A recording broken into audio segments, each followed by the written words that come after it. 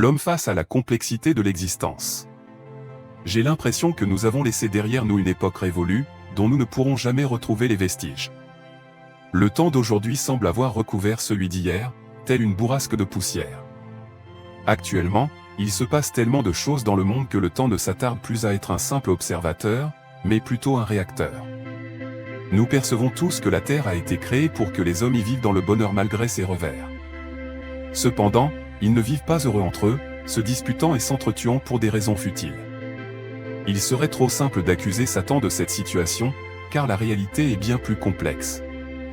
La nature elle-même est sujette à des cataclysmes constants, ce qui complique davantage les choses.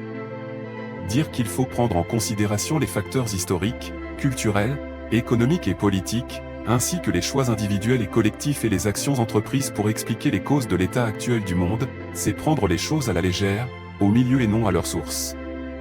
En effet, cela revient à négliger les fondements mêmes de l'existence humaine. Si je comprends bien, nous ne sommes pas maîtres de nous-mêmes. Nous ne nous créons pas nous-mêmes et nous ne possédons pas la capacité de connaître l'heure de notre mort.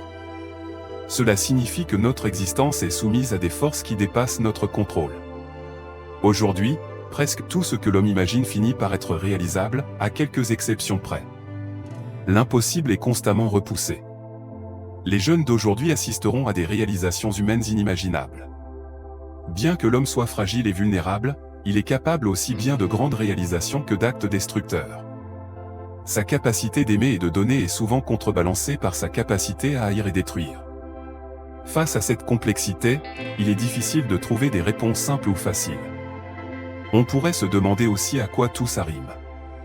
Cependant malgré tout, il est possible de comprendre ce qui nous fait du bien et ce qui nous fait du mal. Il est donc essentiel d'éviter le mal à tout prix en travaillant ensemble pour trouver des solutions qui promeuvent la paix, la justice et le bien-être pour tous. Au plus profond de lui-même, l'homme rêve d'être bon, aimant et humain. Pourtant, pour une raison ou une autre, il s'égare souvent de ce rêve, préférant le confort de sa propre nature en tant qu'entité complexe. Hérole Claude Jean, Poupout. Etirencontre.org. Port de Paix, Haïti.